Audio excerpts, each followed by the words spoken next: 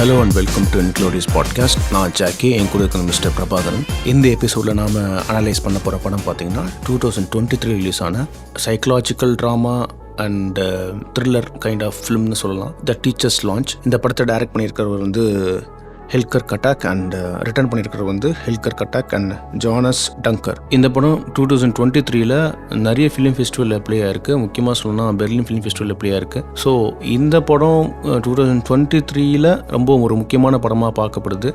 அது மட்டும் இல்லை, ஜெர்மனுடைய official submission for academic award. So இப்போது இந்த படத்தில் நம்ம எந்த மாதிரியான விஷயத்தை பேசியிருக்காங்க, ஸ்டோரி டெல்லிங்காக என்ன பண்ணியிருக்காங்க, ஃபிலிம் மேக்கிங்காக என்ன பண்ணியிருக்காங்கன்றதை டீப்பராக நம்ம அனலைஸ் பண்ணலாம். Strong spoiler alert. இந்த படத்தில் பார்த்தீங்கன்னா நாங்கள் நிறைய ஸ்பாய்லர்ஸை பேசி தான் அனலைஸ் பண்ண வேண்டியிருக்கும். ஸோ அதனால் இந்த படத்தை பார்த்துட்டு வந்து இந்த பாட்காஸ்ட்டை கேளுங்க, கண்டிப்பாக உங்களுக்கு பிடிக்கும் நம்புகிறோம். த டீச்சர்ஸ் லான்ச், இந்த கதையை பற்றி பார்க்கலாம். இந்த கதை ஜெர்மனில் ஒரு ஸ்கூலில் தொடங்குது. இதில் கார்லா நோவாக்ன்ற ஒரு கேரக்டர் வராங்க. அவங்க தான் வந்து பார்த்திங்கன்னா கதையோடைய லீட் கேரக்டர். அவங்க வந்து ஒரு டீச்சர். ஸோ அந்த ஸ்கூலில் வந்து பார்த்திங்கன்னா அப்பப்போ வந்து ஒரு திருட்டு சம்பவங்கள் நடைபெறுதுன்னு சொல்லலாம். அதாவது பொருட்கள், காசு இந்த மாதிரி வந்து அப்பப்போ காணா போயிடுது.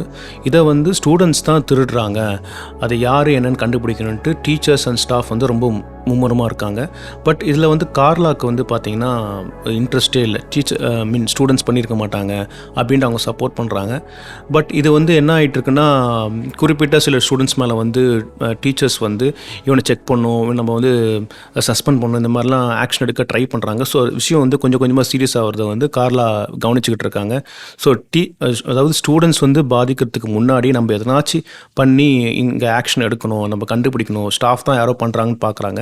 ஸோ அதுக்கேற்ற மாதிரி கார்லாவும் பார்த்தீங்கன்னா எவ்ரிடே அந்த அவங்களுடைய ஸ்கூல் வர டைமில் பார்த்தீங்கன்னா, ஸ்கூல் டேஸில் பார்த்தீங்கன்னா அங்கங்கே சின்ன சின்ன விஷயங்கள் நடக்குது. எக்ஸாம்பிள் வந்து ஒருத்தவங்க வந்து காஃபி சாப்பிடும்போது அங்கே இருக்க ஒரு உண்டியிலேருந்து காசு எடுப்பாங்கன்றதை பார்ப்பாங்க.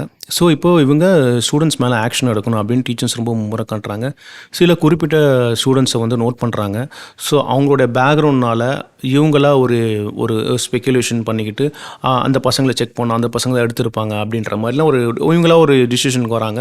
ஸோ இந்த மாதிரி போனால் ஸ்டூடெண்ட்ஸ் பாதிக்கப்படுவாங்கன்ட்டு கார்லா நோவாக் வந்து கொஞ்சம் கேர் பண்ணுறாங்க. அதனால் வந்து இந்த விஷயத்தை பண்ணுறது வந்து ஸ்டாஃப் தான் பண்ணுறாங்க யாரோ அப்படின்றத ரொம்ப ஸ்ட்ராங்காக பிலீவ் பண்ணுறாங்க நோவாக்.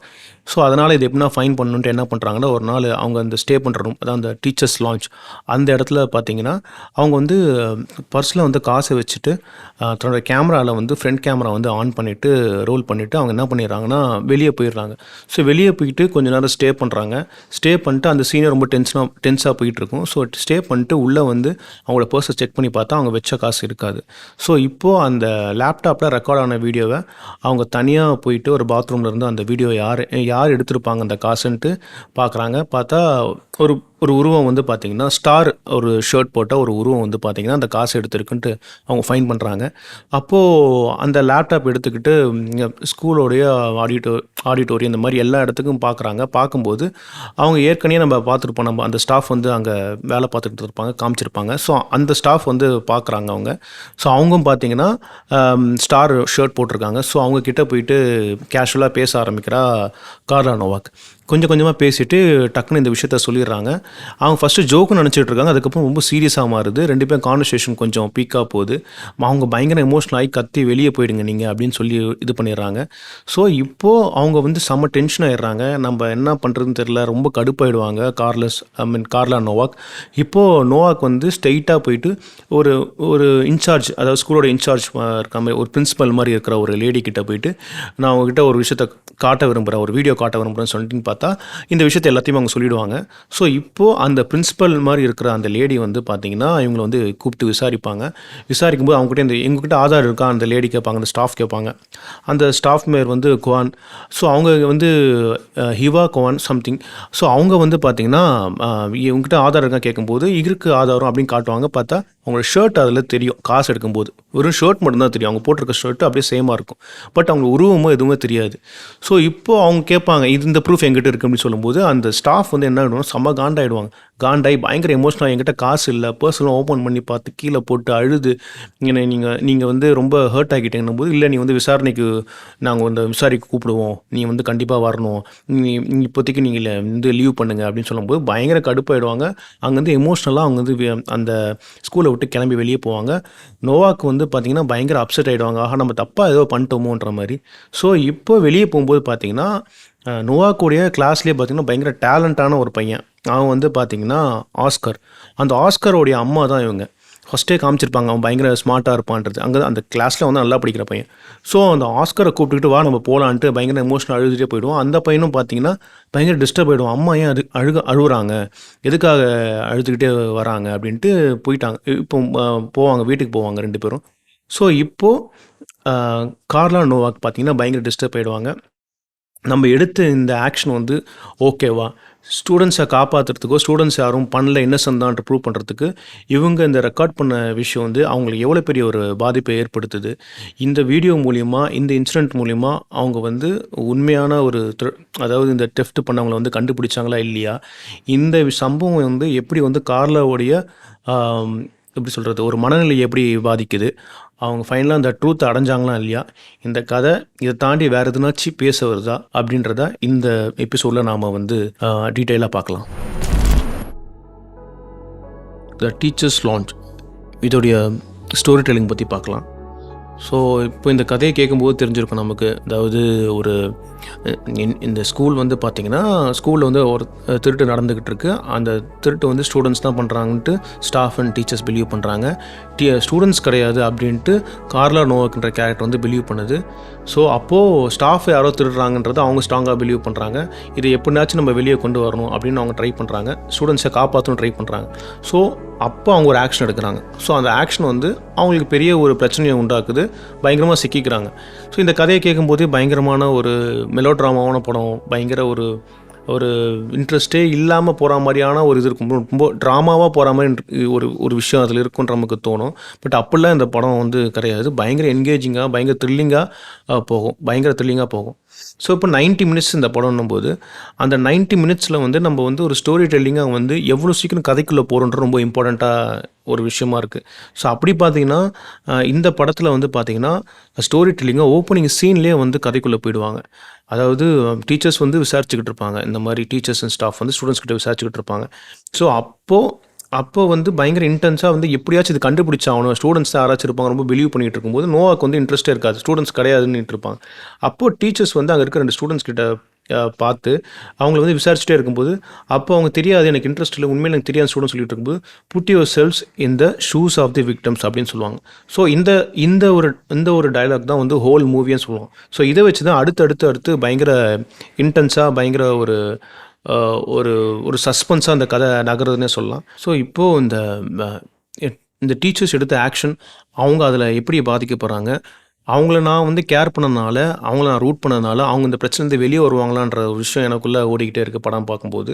அட் சேம் டைம் வந்து இந்த உண்மையாக இதை திருடுறது வந்து ஸ்டூடெண்ட்ஸ் தானா இல்லை வேறு யாருனாவா, இல்லை இதெல்லாம் யார் பண்ணுறாங்க, இந்த திருட்டுலாம் யார் பண்ணுறாங்க அப்படின்ற ஒரு விஷயம் எனக்கு அந்த கேள்வி இருக்கிறத வந்து பயங்கரமாக ட்ரைவ் பண்ணுது. ஸோ இதனால் இந்த ஒரு கொஸ்டின் இருக்கிறதுனால எனக்கு என்ன ஆச்சுன்னா இந்த கதை வந்து மெலோ ட்ராமாவை தாண்டி பயங்கர இன்டென்ஸாக பயங்கர த்ரில்லராக போக ஆரம்பிச்சிச்சு, சஸ்பென்ஸாக போக ஆரம்பிச்சிச்சு. ஸோ இந்த ஒரு கேள்வி தான் இந்த படத்தை வந்து பயங்கர என்கேஜிங்காக மெலோ ட்ராமாவாக இருக்க விடாமல் பயங்கர என்கேஜிங்காக போக வச்சிருந்து எனக்கு தோணுது அஸ் அ ஸ்டோரி டெல்லிங்காக. ஸோ இதுதான் எனக்கு தோணுன விஷயம். உங்களுக்கு என்ன தோணுச்சு பிரபாகரன்? உங்களுக்கு வந்து இது ஸ்டோரி டெல்லிங்காக ஏன் என்கேஜிங்காக இருந்தது? உங்களுடைய பாயிண்ட் ஆஃப் வியூ சொல்லுங்கள். எனக்கு இந்த படத்தோட ஸ்டோரி டெல்லிங் பற்றி என்ன தோணுதுன்னா, முக்கியமான ஒரு விஷயம் தோணுது. இப்போ இந்த கதை வந்து இன்டென்ஸாக மாறுதில்ல, இது வந்து ஒரு மெலோட்ராமாவாக போயிருக்க வேண்டிய கதை. இப்போ டீச்சர் ஸ்டூடெண்ட்டு ஒரு ஸ்கூல்னு வரும்போது என்ன ஆகுனா, இந்த கதைக்கு ஒரு லிமிட்டேஷன் இருக்கும். ஒரு மெலோட்ராமா தான் பண்ண முடியுமே தவிர இது ஒரு த்ரில்லர் மாதிரியோ ஒரு வேறு மாதிரியான கதையாக மாற்ற முடியாது. ஒரு கொலை நடந்துருச்சு ஸ்கூலில், அப்போ இது த்ரில்லராக மாறும். ஸோ ஒரு திருட்டு நடக்குதுன்னு, திருட்டு பண்ணது யாருன்றது தான் கதை, அதை கண்டுபிடிச்சாங்க இல்லைன்ற மாதிரி தான் கதை போகுது. பட் ஆனால் இந்த கதை இங்கேருந்து அடுத்தடுத்து இன்டென்ஸாக உள்ள மாறிக்கிட்டே போகுது. ஸோ இந்த எவ்ரிடே ஆக்டிவிட்டியிலேருந்து இந்த கதை எப்படி இன்டென்ஸாக மாறுது அப்படின்னா, இப்போ ட்ராமாட்டிக் டென்ஷன் ஒரு விஷயம் சொல்லுவோம். ட்ராமாட்டிக் டென்ஷன் அப்படின்னா இந்த ஒரு கேரக்டர் நம்ம ஃபாலோ பண்ணிகிட்டே இருப்போம். ஸோ அந்த கேரக்டருக்கு ஒரு பேடான அவுட்கம் வரப்போகுது, ஒரு ஃபியரோ ஆங்ஸைட்டியோ கதையில் கிரியேட் ஆகிரும். ஸோ ஏதோ ஒரு விஷயம் நடந்துருமோன்ற ஒரு பயம் இருந்துக்கிட்டே இருக்கும். அந்த பயம் வந்து நமக்கு ஒரு டென்ஷன் கிரியேட் பண்ணும் கதையில். ஸோ இந்த கதையில் என்ன ஆச்சுன்னா, இவங்க ஒரு பர்சனை பாயிண்ட் அவுட் பண்ணிடுறாங்க, ஒரு கூட ஒர்க் பண்ணுற ஸ்டாஃபே வந்து இவங்க தான் திருடிருப்பாங்கன்னு சொல்லிட்டு. இதுக்கப்புறம் கதை எப்படி போகுதுன்னா, இவங்க திருடினாங்களா இல்லையான்றதை தாண்டி இந்த கார்லா நோவாக்கு வந்து ஒரு பெரிய சிக்கலில் மாட்டிக்கிற மாதிரி இருக்குது. அது எந்த மாதிரி சிக்கலாக இருக்குன்னா, இந்த ஸ்கூலுன்ற சிஸ்டத்தில் இவன் என்ன பண்ணுறா, ஒரு தப்பு ஒன்று நடக்குது, அந்த தப்பை பாயிண்ட் அவுட் பண்ணி பிடிக்கிறதுக்காக போகும்போது இவளே கடைசியில் விக்டமாக மாறிடுறா. ஸோ எல்லாருமே இவளுக்கு அகேன்ஸ்டாக மாறுறாங்க. ஸோ ஃபோர்ஸ் ஆஃப் ஆன்டகனிசம் ரொம்ப அதிகமாகிடுச்சு. ஸோ டீச்சர் சைட்லேருந்து இவங்களுக்கு ப்ரெஷர் வருது, ஸ்டூடெண்ட் சைட்லேருந்து ப்ரெஷர் வருது. இந்த 2 ப்ரெஷரும் மிங்கிள் ஆகக்கூடிய இடமா இந்த ஆஸ்கார் வரலாம். ஆஸ்கார் வந்து என்னோட அம்மா வந்து எதுவும் பண்ணல, நீ தப்பு பண்ணிட்டேன்னு சொல்கிறான். அதே மாதிரி ஸ்டாஃப் சைடு என்ன ஆகுதுன்னா, நீ அந்த வீடியோ ப்ரூஃப் எங்கே எடுத்த, எதுக்கு வீடியோ எடுத்துன்ற மாதிரி கேட்க ஆரம்பிப்பாங்க. ஸோ இங்கேருந்து டென்ஷன் அதிகமாக இருக்குது. இவன் மாட்டிக்கோலன்ற ஃபீல் இருக்குது. ஸோ இதுக்கப்புறம் ஒரு 40 மினிட்ஸ் இதே மாதிரி போகும். இவன் மாட்டிக்கோலன்னு போகும். அதோட எக்ஸ்ட்ரீமாக என்ன இருக்குன்னா, அந்த பையன் வந்து லேப்டாப்லாம் தூக்கி இவ்வளோ அடிச்சுட்டு, நோவாக்கு அடிச்சுட்டு தூக்கிட்டு போய் ஆற்றுல போட்டுருவான். ஸோ இந்த மாதிரி அது எக்ஸ்ட்ரீமாக போயிட்டு கடைசி சீனில் தான் அந்த ப்ரெஷர் வந்து ரிலீஸ் ஆகும். ஸோ பிளாட்டாக பார்க்கும்போது இது ஒரு மெலோட்ராமா பண்ணியிருந்தா இவ்வளோ இன்ட்ரெஸ்டிங்காக இருக்காது இந்த கதை. ஸோ இந்த மாதிரி ட்ராமேட்டிக் டென்ஷன் உள்ள ஆட் பண்ணி இந்த கதையை ட்ரைவ் பண்ண விதம் இருக்குல்ல, அதுதான் இந்த கதையை ரொம்ப இன்டென்ஸாக மாற்றிச்சுன்னு எனக்கு தோணுது. ஸோ இப்போ வந்து இந்த படத்தை மெலோட்ராமாவில் வந்து பயங்கர ஒரு இன்ட்ரெஸ்டிங்காக மாற்றணும் வந்து இந்த ட்ராமேட்டிக் டென்ஷன் தான். இந்த நோவாக்ன்ற அந்த டீச்சர் வந்து என்ன ஆக போகிறாங்க, அந்த உண்மையான அந்த திருட்டு பண்ணிக்கிட்டு இருக்கவங்க மாட்டினாங்களா இல்லையான்ற இந்த ஒரு கேள்வி, மிஸ்ட்ரி, இது எல்லாமே தான் நம்மளை வந்து ட்ரைவ் பண்ண வைக்குது. ஸோ இன்னொரு இதில் முக்கியமான விஷயமா பார்க்குறது வந்து இந்த டென்ஷன் வந்து அந்த டீச்சர்ஸ்க்கும் ஸ்டூடெண்ட்ஸுக்கும் நடுவில் ஒரு கேப் ஒன்று வரும், டென்ஷன் ஒன்று வரும். ஸோ அதாவது ஆப்போசிட்டாக மாறுவாங்க.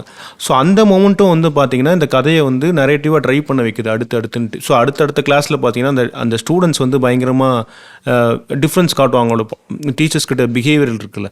ஸோ ஒவ்வொரு ஸ்டூடெண்ட் வந்து ஒவ்வொரு பிஹேவியர் இருக்கும். ஸோ அதுவும் வந்து அடுத்து என்ன பண்ண போகுது, இந்த கேரக்டர் வந்து அடுத்து இந்த நோவாக்கு வந்து எவ்வளோ பிரச்சனையாக மாறப்போகுது. ஸோ இந்த மாதிரி விஷயங்கள்லாம் இருந்துக்கிட்டே இருந்தது.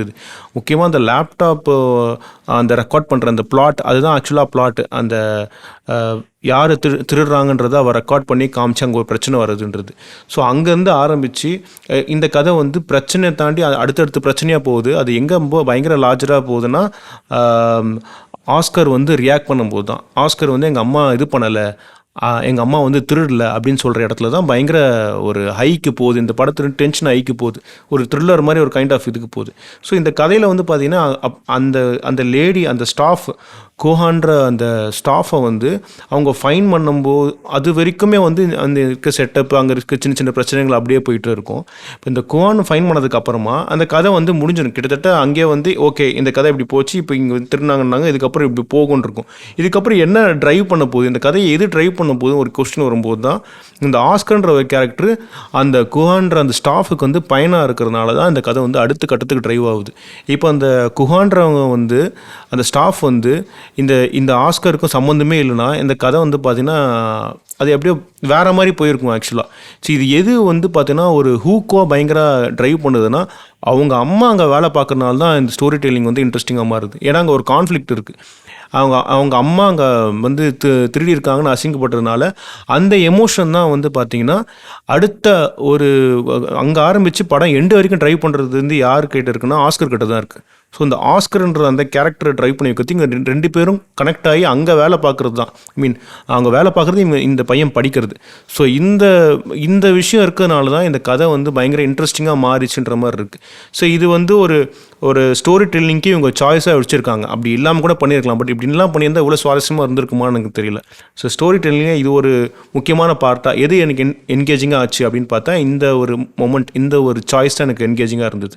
இந்த படத்தோட ஸ்டோரி டெல்லிங்கில் எனக்கு ரொம்ப யூனிக்காக தெரிஞ்ச விஷயம் என்ன அப்படின்னா, இப்போ இந்த கதை ஆரம்பிக்கும் போது ஸ்கூலில் வந்து திருட்டு நடந்துக்கிட்டே இருக்குது. இந்த திருட்டு பண்ணது யார் அப்படின்ற மாதிரி தான் போகும். இந்த திருட்டு பண்ணுற ஆளை கண்டுபிடிச்சாங்களா இல்லையா, இதுதான் கதை அப்படின்னு போகும்போது ஆல்மோஸ்ட் ஒரு ஸ்டாஃபை ஃபைன் பண்ணிடுவாங்க. இவங்க தான் திருடுறாங்கிற மாதிரி கதை போகும். கடைசியில் இவங்க திருடினாங்களா இல்லையா, இப்படி தான் கதை முடின்ற மாதிரி நம்ம எக்ஸ்பெக்ட் பண்ணுவோம். ஆனால் கதை டெவலப் ஆக எப்படி இருக்குன்னா அந்த திருட்டுன்ற ஒரு விஷயம் வந்து ரொம்ப கம்மியாயிரும். அது முக்கியமே இல்லை கதையில். ஸோ இந்த டீச்சர் ஸ்டூடெண்ட் ரிலேஷன்ஷிப் தான் ரொம்ப முக்கியமாக இருக்கும். ஸோ அது எப்படி முக்கியமாக மாறுது அப்படின்னா இந்த கதையோட தீம் அங்கேருந்து டெவலப் ஆகிட்டே போகுது. ஸோ ஸ்டோரி பிளாட் அப்படின்னு டெவலப் ஆகாமல் தீம் டெவலப் ஆக நம்ம கதையில் அந்த இடத்துக்கு ஃபோக்கஸ் ஆகிருவோம். இவன் இந்த டீச்சர் ஸ்டூடெண்ட் ரிலேஷன்ஷிப் என்ன ஆக போகுது அப்படின்ற மாதிரி. ஸோ இந்த கதையை எனக்கு என்ன தோணுச்சுன்னா இப்போ தீமாக பார்க்கும்போது இந்த கதை இன்னும் டீப்பராக போகுன்ற மாதிரி தோணுது. ஸோ நம்ம இந்த பிளாட்டே ஒட்டுமொத்தமாக தீம் வச்சு இந்த பிளாட் எப்படி பில்ட் பண்ணியிருக்காங்க அப்படின்னு பார்க்கலாம்னு தோணுது. ஸோ நம்ம தீம் டிஸ்கஸ் பண்ணலாம்.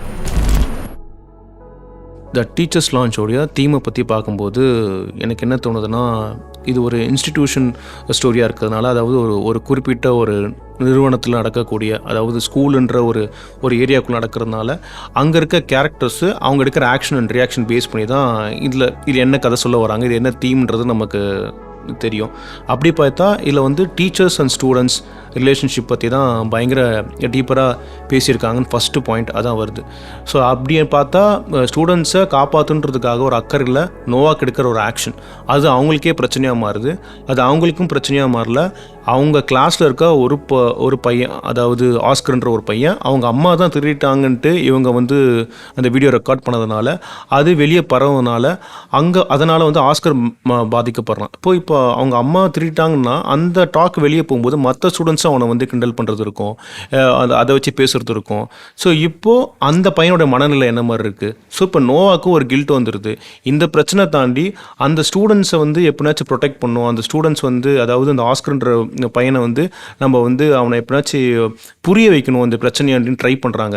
ஸோ இந்த ஒரு அன்பேலன்ஸ்டான ஒரு சுச்சுவேஷன் அவங்களுக்குள்ளே ஸ்டூடெண்ட்ஸ் அண்ட் டீச்சர்ஸ்குள்ளே க்ரியேட் ஆகுது. இவங்களுக்கும் பிரச்சனை வருது, இவங்க எடுத்த ஆக்ஷன் வந்து அந்த பையனுக்கும் பிரச்சனை வருது. ஸோ இப்போ இந்த பையன் வந்து பிரச்சனைன்ட்டு ஒரு எப்படி சொல்கிற ஒரு அமைதியாலாம் இல்லாமல் ஒரு கட்டத்தில் கோவமாகி அவன் ரியாக்ட் பண்ண ஆரம்பிக்கிறான்.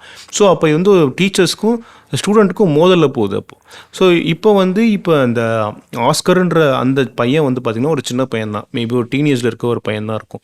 ஸோ இப்போ இந்த டீனேஜில் இருக்க பையனை வந்து அவன் வந்து ஒரு கோவமாக ரியாக்ட் பண்ணும்போது, எங்கள் அம்மா வந்து திருடல அப்படின்ட்டு கோவமாக ரியாக்ட் பண்ணும்போது பார்த்திங்கன்னா நம்ம வந்து என்ன பண்ண முடியும்னா, ஒரு டீச்சராக இருக்கும்போது நோவாக்கு வந்து பார்த்திங்கன்னா அவங்க வந்து ஒரு மெச்சூரான பர்சனை ட்ரீட் பண்ண முடியாது. ஸோ அங்கே தான் அப்போது இந்த செட் ஆஃப் ரூல்ஸ், இந்த இன்ஸ்டிடியூஷன் இருக்க செட் ஆஃப் ரூல்ஸ் வந்து பார்த்திங்கன்னா எல்லாருக்கும் ஒரே மாதிரி செட் ஆகுமா, பசங்களுக்கு அங்கே இருக்க ஸ்டூடெண்ட்ஸ்க்கு வந்து அந்த ஸ்டூடெண்ட்ஸ்க்கு எல்லாருக்கும் ஒரே மாதிரி செட் ஆகுமானா கண்டிப்பாக செட் ஆகும். சில பேர் அதை அடாப்ட் பண்ணுவாங்க, சில பேர் வந்து அடாப்ட் பண்ண மாட்டாங்க.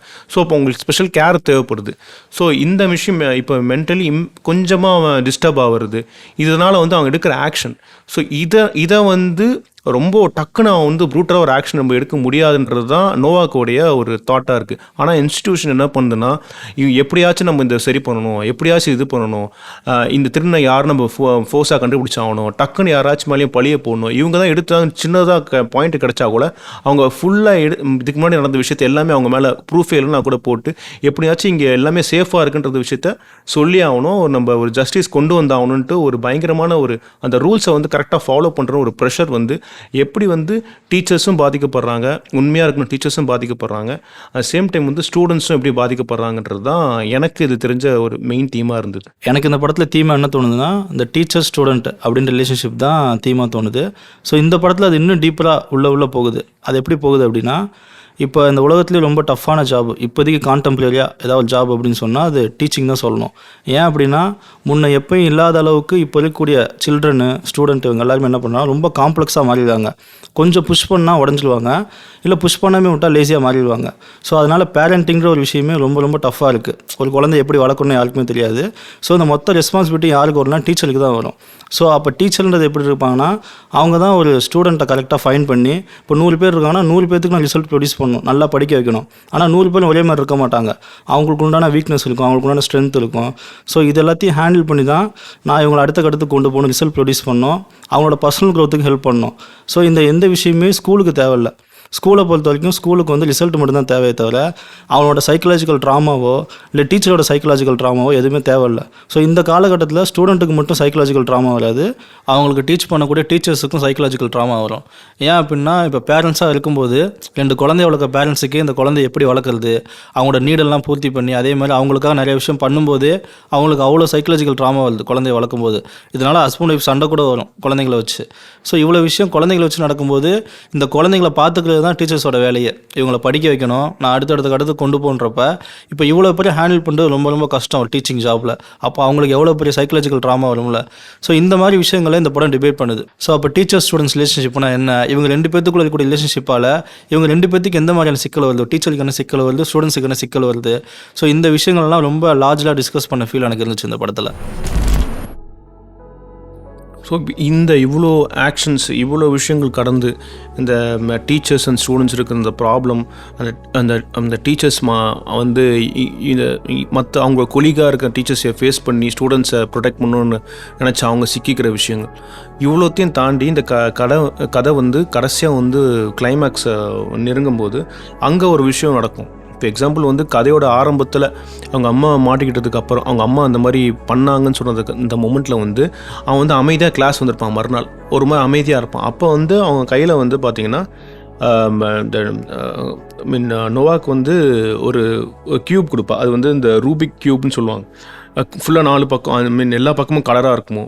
ஸோ இந்த க்யூப் வந்து எல்லா பக்கமும் கலர் வர்றதுன்றது அவன் ட்ரை பண்ணி பார்ப்பான், வராது. ஸோ இங்கே என்ன சொல்லுவாங்கன்னா, நீ வந்து உன்னால் எப்போ இது ஃபுல்லாக எல்லா பக்கமும் கலர் பண்ண முடியுதோ அப்போ வந்து என்கிட்ட தந்துரு, நான் அது வரைக்கும் நீ வச்சுக்கோ அப்படின்னு சொல்லுவோம்.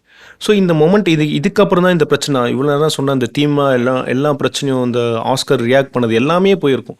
ஸோ இந்த கடைசி வர அந்த கிளைமேக்ஸ் மொமெண்ட் வந்து பார்த்திங்கன்னா இப்போ வரும். அவன் அதே மாதிரி எல்லா பிரச்சனைக்கு அப்புறமா சஸ்பெண்ட் பண்ணதுக்கப்புறமா கிளாஸில் வந்து உக்காண்டிருப்பான், அமைதியாக இருந்துக்கிட்டே இருக்கும்.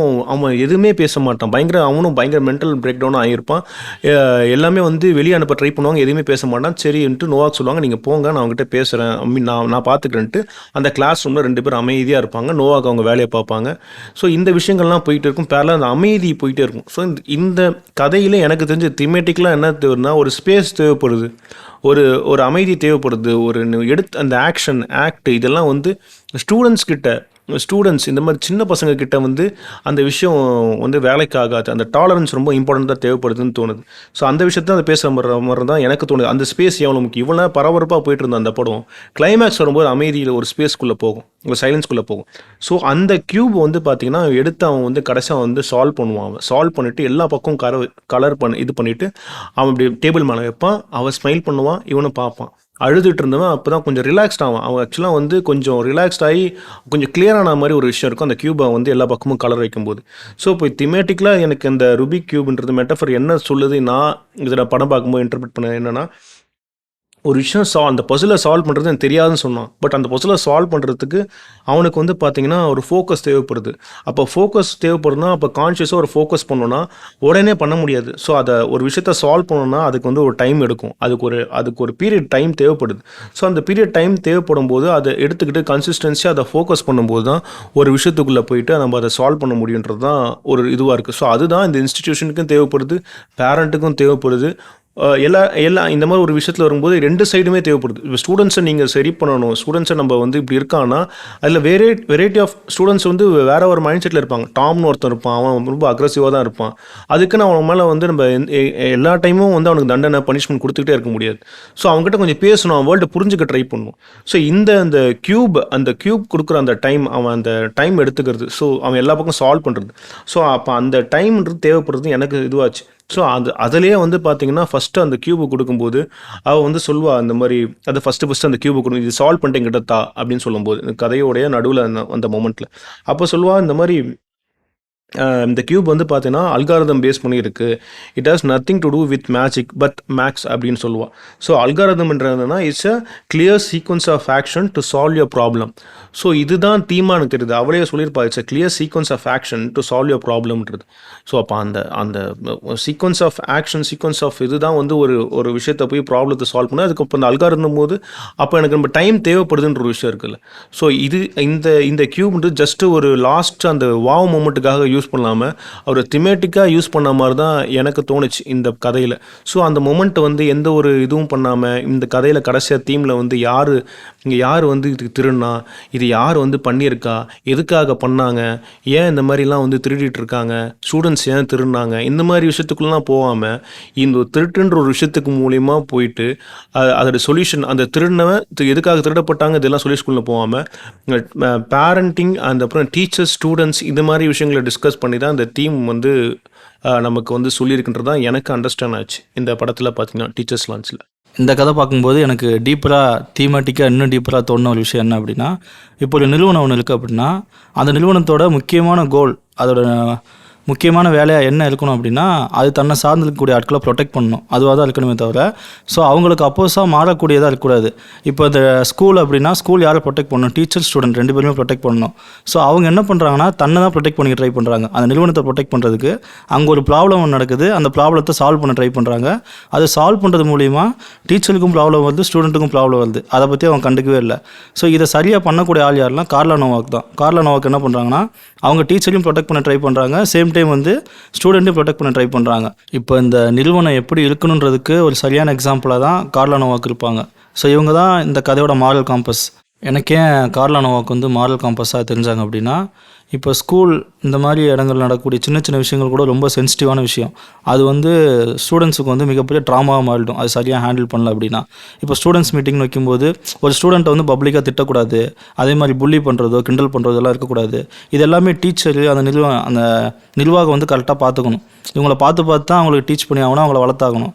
ஸோ அப்படி இல்லாமல் அந்த நிர்வாகத்துக்கு என்ன ஒரு பெரிய கட்டாயம் இருக்குன்னா, ஒரு சின்ன விஷயம் ஒரு திருட்டுன்ற ஒரு விஷயம் நடக்குது, அதை கண்டுபிடிச்சி ஆகுன்ற கட்டாயத்துக்கு வராங்க. ஆனால் அதை அவங்க எப்படி ஹேண்டில் பண்ணால் சரியாக ஹேண்டில் பண்ணணும். இது யாருக்கு எந்த பிரச்சனையும் வரக்கூடாது, இதால் யாருக்கு எந்த ட்ராமா வந்துடக்கூடாதுன்னு இருக்குல்ல. ஸோ அதை அந்த மாதிரி ஹேண்டில் பண்ணாமல் இவங்க என்ன பண்ணுறாங்கன்னா ஒரு ஆக்ஷன் தான் எடுக்கிறாங்க. மற்ற டிபார்ட்மெண்ட் எடுக்கிற மாதிரி ஒரு இன்வெஸ்டிகேஷன் மாதிரி நடத்தி இதை யார் குற்றவாளி, இவன் சரியானவனா தப்பானவனா அப்படின்னு ஜட்ஜ் பண்ணுற விஷயம் இருக்குல்ல, அது வந்து ரொம்ப தவறாக தான் இருந்துச்சு. அதுதான் கார்லா நோவாக்கோட பிலீஃபாக இருக்குது. ஸோ ஸ்டூடெண்ட்டுக்கு இது ஒரு மிகப்பெரிய ட்ராமா மாதிரி கிரியேட் ஆகலாம், அப்படி பண்ணக்கூடாதுன்னா அவள் வந்து ஒரு ஆக்ஷன் எடுக்கிறா, அவள் சைலண்ட்டான ஆக்ஷன் தான் எடுப்பா. அவ கூட போயிட்டு அவங்கள்ட்ட சொல்லுவா, என் காசை கொடுத்துட்டு இந்த விஷயத்தை இதோட முடிச்சுக்கலாம் அப்படின்னு தான் சொல்லுவா ஒரு ஸ்டாஃப் மாட்டின உடனே. ஆனால் அந்த ஸ்டாஃப் என்ன பண்ணுவா, அதை கொஞ்சம் பெருசாக எடுத்துகிட்டு போய் இப்போ போய் பிரின்சிபல்கிட்ட சொல்லணும்னு பிரின்சிபல் பெரிய ஆக்ஷன் எடுத்துடுவாங்க. ஸோ இதெல்லாம் தான் எனக்கு தோணுச்சு. ஒரு நிறுவனத்தோட இன்னெபிலிட்டி இருக்குல்ல, ஒரு ப்ராப்ளம் நடக்கும்போது அந்த ப்ராப்ளத்தை எப்படி சால்வ் பண்ணணும், அதை அணுகிறதுக்கான சரியான முறைன்னு ஒன்று இருக்குல்ல, அதை பண்ணாமல் நாங்கள் சரியாக இருக்கோம் அப்படின்னு காட்டிக்கிறதுக்காக அவங்க என்ன பண்ணுறாங்கன்னா அந்த பிரச்சனையை உடனே சால்வ் பண்ணணும் அப்படின்னு இறங்கும்போது அதால் பல பேருக்கு பல விதமான சிக்கல் வருது. அது ஸ்கூலுன்ற ஒரு சிஸ்டத்துக்குள்ளே பண்ணும்போது இன்னும் பெரிய சிக்கலாக மாறுது அது. இப்போ இந்த தீமை வந்து எக்ஸ்ட்ரீமாக டிஸ்கஸ் பண்ணக்கூடிய ஒரு இடமா தான் படத்தோட கிளைமேக்ஸ் இருக்கும். கிளைமேக்ஸில் என்ன நடக்கும்னா அந்த பையன் வந்து சஸ்பென்ஷன் ஆயிடுவான். 10 நாளைக்கு ஸ்கூலுக்கு வரக்கூடாதுன்னு சொல்லிடுவாங்க. கார்லா நோவாக் டீச் பண்ணிட்டு இருப்பார் அவர் ரூமில்.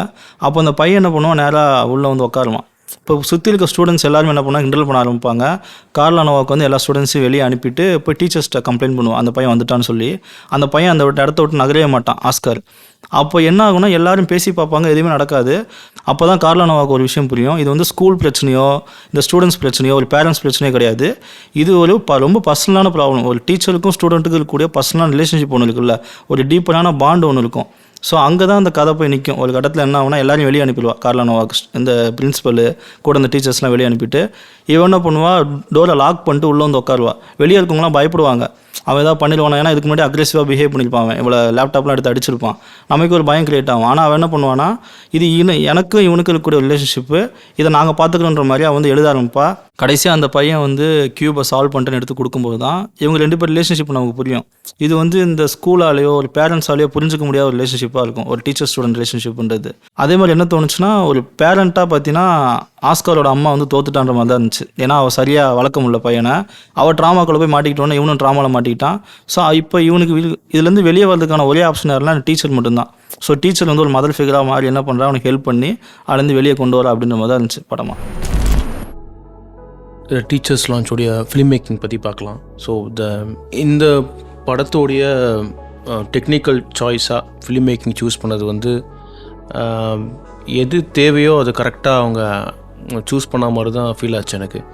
முக்கியமாக ஃபஸ்ட்டு விஷயம் சொல்லணுன்னா, அவங்க சூஸ் பண்ண அந்த ஆஸ்பெக்ட் ரேஷியோ வந்து இதில் 4:3 இருக்கும். ஸோ அந்த ஆஸ்பெக்ட் ரேஷியோவும் ஏன் இந்த கதையை இந்த ஆஸ்பெக்ட் ரேஷியோ தான் பயங்கர சப்கான்ஷியஸாக கான்ஷியஸாக அண்ட் சப்கான்ஷியஸாக ரொம்ப இம்பேக்டாக இருந்தது. காரணம் அந்த ஆஸ்பெக்ட் ரேஷியோ தான் சொல்லுவேன்.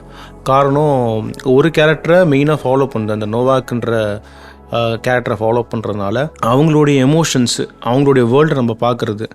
சேம் டைம் வந்து அந்த ஆஸ்பெக்ட் ரேஷியோவில் இவங்க வந்து ஹேண்டல்டாக யூஸ் பண்ணது. ஸோ அந்த விஷயங்கள், இந்த 2 விஷயமும் ரொம்ப இம்பார்ட்டண்ட்டாக பார்த்துது எனக்கு.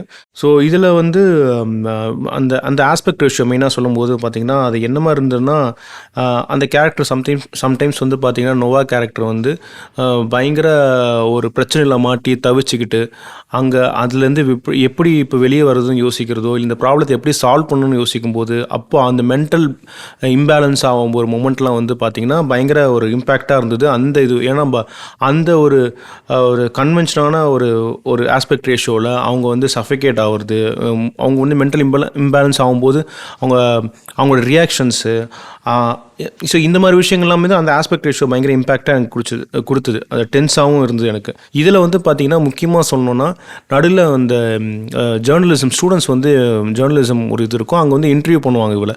அந்த இடத்துல வர சீன் பிளாக்கிங் அது வந்து பயங்கர இன்டென்ஸாக நம்ம டென்ஷன் ஆகிற மாதிரி ரொம்ப க்யூரியாசிட்டியாக க்ரியேட் பண்ணுற மாதிரியான ஒரு மொமெண்ட்டாக இருக்கும். நம்ம வந்து டிஸ்ட்ராக்ட் பண்ணிக்கிட்டே இருப்பாங்க, கேரக்டர் டிஸ்ட்ராக்ட் ஆகிற மாதிரியே இருக்கும். ஷார்ட் டக்குன்னு பேசி இன்டர்வியூ பண்ணிகிட்டு இருப்பாங்க, பின்னாடி இருக்கவங்க கேரக்டர் நடக்கும், இந்த மாதிரி டிஸ்ட்ராக்ஷன்லாம் வந்து வரும். எடிட்டிங்காக ஒரு மாதிரி ஜம்ப் ஒரு மாதிரி ஃபீல் நமக்கு தரும். அது என்ன ஆகுதுன்னா அந்த சுச்சுவேஷன் முன்னே டென்ஸ் ஆகிறதுக்கு அந்த சீனை யூஸ் பண்ணியிருப்பாங்க. ஸோ இந்த மாதிரி ஒரு வே ஆஃப் ட்ரீட்மெண்ட் வந்து எனக்கு அந்த சீனில் தெரிஞ்சுது. ஸோ ஓவராலாகவே எனக்கு இது ஃபஸ்ட்டு இந்த படத்தில் எனக்கு வந்து இம்பேக்டாக இருந்த ஒரு விஷயம் வந்து அந்த ஆஸ்பெக்ட் ரேஷியோ, சேம் டைம் அந்த ஹேண்டல்டு, இந்த 2 தான் இந்த படத்தை எனக்கு ரொம்ப ரொம்ப இம்பேக்டாக கொடுத்தது. இந்த கதைக்குள்ளே எனக்கு உள்ள இன்வால்வ்மெண்ட் ஆக வச்சதே இந்த 2 விஷயம்தான் மெயினாக சொல்லணும்னா. எனக்கு மைண்டில் இப்போ டீச்சர்ஸ் லான்ச்சுன்னா ஃபிலிம் மேக்கிங் வரும்போது எனக்கு மைண்டில் வர்றது இந்த ஹேண்டல்டு அண்ட் அந்த aspect ratio and choice of lens, இந்த 3 விஷயம் தான் ஃபஸ்ட்டு எனக்கு மைண்டில் வரும். எனக்கு இந்த படத்தோட ஃபில்ம் மேக்கிங்கில் யூனிக்காக தெரிஞ்ச விஷயம் என்னென்னா, இந்த படத்தோட பிகினிங்லேருந்து எண்டு வரைக்கும் அது ஸ்கூலில் மட்டும்தான் இருக்குது. ஸோ எல்லா ஷாட்டுமே ஸ்கூல்லேயே இருக்குது, எல்லா சீன்ஸுமே ஸ்கூல்லேயே நடக்குது. ஸோ அதோட ட்ரான்சிஷன் இருக்குல்ல எடிட்டிங்கில், ஸோ ஒரு சீன்லேருந்து அடுத்த சீனுக்கு போகிறது, அதே மாதிரி ஒரு டேலேருந்து இன்னொரு டே ஜம்ப் ஆகுது, இது எல்லாமே எடிட்டிங் ட்ரான்சிஷன் ரொம்ப நல்லா இருந்துச்சு. ஸோ அது ஒரு ஓவரால் கொஹிலன்ஸ் இருந்துச்சு, அழகாக அடுத்தடுத்துன்னு போயிட்டு இருந்துச்சு. அதே மாதிரி ரொம்ப முக்கியமாக இன்னும் பட்ட ஒரு விஷயம் என்ன அப்படின்னா அதோட ஆஸ்பெக்ட் ரேஷியோ தான். அது 4:3 ஆஸ்பெக்ட் ரேஷியோ இருக்கும். இப்போ இந்த மாதிரி கதைகள் எப்படி இருக்குன்னா 4:3 ஆஸ்பெக்ட் ரேஷியோவில் வைக்கும்போது இன்னும் சப்ஜெக்ட் நான் க்ளோஸாக வாட்ச் பண்ண முடியும். இதில் அதிகமாக நான் க்ளோஸ்அப் தான் வைக்க முடியுமே தவிர ஒயிட் ஷாட் வைக்க முடியாது. ஸோ எனக்கு ஸ்கூல் ரிஜிஸ்ட்ரே ஆகலை, அந்த டீச்சரோட ஃபேஸ் தான் எனக்கு ரிஜிஸ்டர் ஆகுது. ஸோ அவங்கள நான் ரொம்ப சப்ஜெக்டிவாக வாட்ச் பண்ண ஃபீல் இருந்துச்சு. இப்போ அதே மாதிரி 4:3 ரேஷியோ வச்சதாலே என்ன ஆகும்னா உங்களால் ஒரு சமயத்தில் ஒரு விஷயத்தை மட்டும் தான் ஃபோக்கஸ் பண்ண முடியும். ஸோ இப்போ ஒயிட் ஸ்க்ரீனாக இருக்கும்போது ஒரே ஃப்ரேமில் 3 பேரை நிறுத்த முடியும் ஈஸியாக. ஆனால் இதில் 3 பேர் இருக்காங்க அப்படின்னா ஷார்ட் ஒருத்தருக்கு இருக்கும், அங்கேருந்து அப்படியே மூவ் ஆகும், ஷார்ட் இன்னொருத்தருக்கு, அங்கேருந்து இன்னொருத்தருக்கு மூவ் ஆகும். இது ஒரு விஷுவல் ஸ்டைல் மாதிரி இருந்துச்சு. ஸோ ஒரு 4 பேர் உட்காந்து பேசுகிறாங்க அப்படின்றப்ப ஒரு ஃப்ரேம்குள்ளே இவ்வளோ தான் இடம் இருக்குது, அந்த இடத்துல ஒருத்தர் சப்ஜெக்டிவாக ஃபோக்கஸ் பண்ணுறோம், அடுத்து அப்படியே மூவ் பண்ணி இன்னொருத்தர் ஃபோக்கஸ் பண்ணுறோம் அப்படின்ற மாதிரி இருந்துச்சு. ஸோ இந்த விஷயங்கள்லாம் நல்லா இருந்துச்சு ஃபில்ம் மேக்கிங்காக. இப்போ நீங்கள் சொல்லும்போது அந்த ஆஸ்பெக்ட் ரேஷியோ சொன்னீங்கல்ல, இப்போது ஒய்டாக இருக்குன்னா ஆஸ்பெக்ட் ரேஷியோ அதில் வந்து நிறைய பேர் கம்போஸ் பண்ணலாம். இப்போ வாய்ஸஸ் வைக்கிறோம்னா அந்த பக்கம் வந்து 2 பேர் கமிட் பண்ணலாம், இல்லை 3 பேர் கமிட் பண்ணலாம். அந்த மாதிரி ஒரு ஆப்ஷன்ஸ்லாம் இருக்குது. ஒய்டு வச்சுட்டு கூட நம்ம பேச முடியும் நிறைய கேரக்டர் வச்சு. பட் இதில் ஆப்ஷன் இல்லை. அதெல்லாம் என்ன பண்ணுவாங்கன்னா கேமராவை மூவ் பண்ணுவாங்க, இந்த பக்கம் அந்த பக்கம் பேன் பண்ணுவாங்க. ஆனால் அந்த அந்த ஸ்டூடெண்ட்ஸ் வந்து ஜேர்னல் பண்ணுற இடத்துல, இன்டர்வியூ பண்ணுற இடத்துல இவளுக்கு ஓஎஸ்எஸ் வச்சுருப்பாங்க. அந்த பக்கம் டேபிள் மேலே 2 பேர் உட்காந்துருப்பாங்க, ஜேர்னல் பண்ணுறவங்க கீழே 2 பேர் இருப்பாங்க, 4 பேர் ஓஎஸ்எஸில் தெரியுவாங்க. ஸோ அது உங்களுக்கு எனக்கு இம்பேக்டாக இருந்தது. அது எப்படி பாசிபிள் இப்போ நீங்கள் சொல்கிறது? அது எனக்கு என்னென்னா அது கதையாக பார்க்கும்போது கரெக்டாக இருந்துச்சு. இப்போ இவ தனியாக இருக்கா, அவங்க 4 பேர் வந்து ஒரு டீமு, இவ ஒரு டீமு, இவ டீச்சர் ஸ்டூடெண்ட்ற ஒரு செக்ரிகேஷன் இருக்குல்ல, ஒரு கோடு போடுறாங்கல்ல, அந்த ஒரு விஷயம் இருக்குது. இதே மாதிரி ஷாட்டு அந்த டீச்சர்ஸ் லான்ச்குள்ளேயும் வரும். அந்த ரூம் இருக்குல்ல, ஸ்டாஃப் ரூமு, அங்கே என்ன ஆகுனா இவர்கிட்ட வீடியோ கேட்பாங்கல்ல, வீடியோ கேட்கும்போது இவ செப்பரேட்டாக இருப்பா, தனியாக இருக்கும் ஷாட்டு. அங்கே 3 பேர் இருப்பாங்க, 3 ஸ்டாஃப் வந்துட்டு இவட்ட வீடியோ கேட்டுட்டு இருப்பாங்க, என்கிட்ட திருட்டு போயிருக்கு சொல்லுன்னு. இந்த மாதிரி சில சமயத்தில் கதையை ரொம்ப டீப்பராக கன்வே பண்ணணும், அந்த ஷார்ட்லேயே வந்து யார் எங்கே இருக்கான்றதை கன்வே பண்ணுறதுக்கு இந்த மாதிரி பண்ணியிருப்பாங்க. அதாவது அந்த ஆஸ்பெக்ட் ரேஷியோவில் அது கன்வின்ஸாக இருந்ததா? நீங்கள் சொன்னீங்க இப்போ லார்ஜராக வந்து அத்தனை கேரக்டர் நிற்கிறது, நான் அதை தான் கேட்க வந்தேன். அதில் கன்வின்ஸாக இருந்ததா? இல்லை, அதுக்கேற்ற மாதிரி ஷார்ட் கொஞ்சம் பின்னாடி தான் வரும். ஸோ அந்த கன்வின்சிங் இருக்காது. உனக்கு லேண்ட்ஸ்கேப்பாக லார்ஜராக அந்த ஸ்டேஜிங் இருக்கும்ல, இவங்க இந்த மாதிரி இந்த இடத்துல நிற்கணும் அப்படி நிற்கணுன்றதெல்லாம் இருக்காது. பட் ஆனால் ஓரளவு கன்வே பண்ண முடியும். உங்களுக்கு லேண்ட்ஸ்கேப் வந்து பெருசாக தெரியாது, ரொம்ப கம்மி தான். இந்த ஆஸ்பெக்ட் ரேஷியோவில் எவ்வளோ முடியுமோ அதுதான் இருந்துச்சு. அது உங்களுக்கு கன்வின்ஸாக இருந்தால் உங்களுக்கு இம்பாக்டாக இருந்தால் கேட்டேன். எனக்கு இம்பாக்டாக இருந்துச்சு, ஆனால் எனக்கு ரொம்ப சப்ஜெக்டிவாக தான் இருந்துச்சு. அவள் ஃபேஸ் தான் ஞாபகம் இருக்குது எனக்கு. ஓரளவு படமாக யோசிச்சு பார்த்தா இந்த ஆஸ்பெக்ட் ரேஷியோ இருக்கிறதால அவளோட ஃபேஸில் அவளோட ரியாக்ஷன் எல்லாமே ஞாபகம் இருக்குது எனக்கு.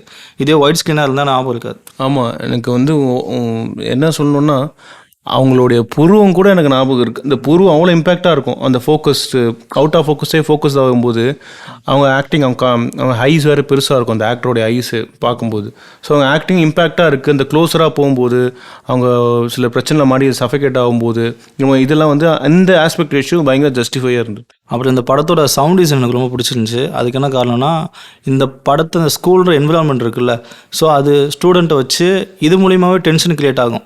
நிறைய ஸ்டூடெண்ட்ஸ் இருக்கும்போது அவங்க என்ன மூடில் இருக்காங்க, அவங்க ஃபஸ்ட்டு எதுனா ஹாப்பியாக இருக்காங்களா, அதுக்கு எப்படி எல்லாம் க்ரௌடாக கத்துவாங்க. ஒரு கட்டத்தில் டென்ஷன் அதிகமாகும்போது எல்லாம் சைலன்ஸ் வரும், யாருமே ரெஸ்பாண்ட் பண்ண மாட்டாங்க. அப்புறம் கடைசியில் வந்து இந்த பேப்பர்லாம் கொடுக்க ஆரம்பிப்பாங்க, ஸ்கூல்லேயே பத்திரிக்கை நடத்துவாங்க. அதை வாங்கும்போது என்ன ஆகுனா அவங்க புள்ளி பண்ணும்போதே தெரியும் நமக்கு. ஸோ ஓகே இவ்வளோ எல்லாம் தப்பாக பேசுகிறாங்கன்னு சொல்லிட்டு இந்த மாதிரி அந்த ஒட்டுமொத்த ஆம்பியன்ஸை கிரியேட் பண்ணி அந்த ஸ்கூலை பிலியபுளாக மாற்றினது காரணம் சவுண்ட் டிசைன் தான். நான் ஸ்கூலுக்குள்ளே இருக்கிறன்ற ஃபீல் எனக்கு கிரியேட் ஆச்சு சவுண்ட் டிசைனில். அதே மாதிரி எடிட்டிங்கில் இருக்கக்கூடிய சில கட்ஸை வந்து ரொம்ப இன்விசிபிளாக மாற்றிடுச்சு சவுண்ட் டிசைன். நிறையா கட்ஸ் இருக்குது, ஆனால் அந்த எடிட்டிங் எனக்கு தெரியவே இல்லை. சவுண்ட் டிசைன் வந்து கோஹிரன்ஸாக இருந்ததால் எனக்கு அதுவும் வந்து ஹைட் ஆகிடுச்சு. நல்லா இருந்துச்சு சவுண்ட் டிசைனை பார்க்கும்போது. அப்போது வந்து அந்த சவுண்ட் டிசைனாக வந்து அந்த ஸ்கூலோட என்வரன்மெண்ட்டை ஃபீல் பண்ண வைக்கிறது இல்லை, அது வந்து எனக்கு வந்து அது எனக்கு ரொம்ப இம்பேக்டாக இருந்த மாதிரி இருந்தது. இப்போ இந்த கிளாஸ் ரூமில் வந்து நாய்ஸ் இதெல்லாமே வந்து டிஸ்டர்ப் பண்ணாமல் இப்போ யூஸ்வலாக இருக்கிறத விட எனக்கு இதில் ரொம்ப இம்பேக்டாக இருந்த மாதிரி ஒரு ஃபீல் இருந்தது. டீட்டெயில்டாகவும் இருந்தது. அந்த ஒரு சவுண்ட் டிசைன் வந்து எனக்கு அந்த கிளாஸ் ரூமை வந்து ஃபீல் பண்ண வச்ச மாதிரி இருந்தது. அந்த இடத்துல நடக்கிற விஷயத்தை இன்சிடெண்ட்டை ஃபீல் பண்ண வச்ச மாதிரி இருந்தது. ஸோ அது உங்களுக்கு இம்பேக்டாக இருந்தது. அந்த கிளாஸ் ரூம் நடந்த ஆம்பியன்ஸ் இந்த விஷயங்கள்லாம் கொஞ்சம் சொல்லுங்களேன்.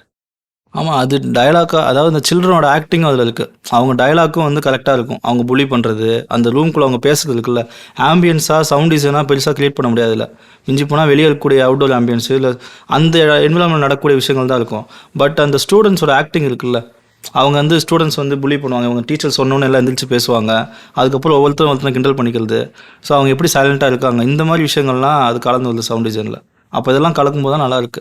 ஸோ இப்போ இந்த கிளாஸ் ரூமில் பார்த்தீங்கன்னா பயங்கர எடிட் இருக்கும். இப்போ இந்த ஸ்டூடெண்ட்ஸ் பேசும்போது இவங்க வருவாங்க, பேசுவாங்க, மார்க்ஸ் பார்ப்பாங்க, ஒவ்வொரு டேபிளாக போவாங்க.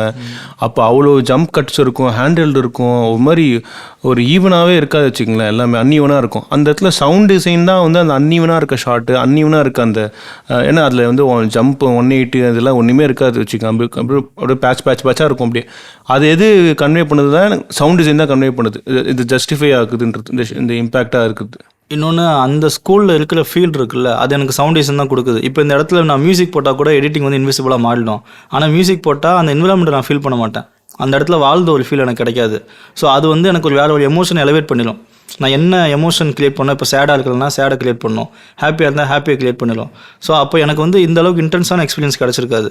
ஸோ மியூசிக்கை ரிமூவ் பண்ணிவிட்டு நான் விட்னஸ் பண்ணுறேன்ல அந்த இடத்த, அப்போ நான் உள்ளே இருக்கிற மாதிரி ஒரு டாக்கு ட்ராமா ஃபீல் வந்துருச்சு எனக்கு பார்க்கும்போது. அதனால தான் நல்லா இருந்துச்சு. இந்த எபிசோடில் நாம் த டீச்சர்ஸ் லான்ச் படத்தை பற்றின story telling and film making பற்றின அனாலிசிஸ் பார்த்தோம். ஸோ இதே மாதிரி வேறு ஒரு எபிசோடில் வேறு ஒரு படத்தை பற்றின ஒரு டீப் அனாலிசிஸோடு மீண்டும் சந்திப்போம். அதுவரை நன்றி, வணக்கம்.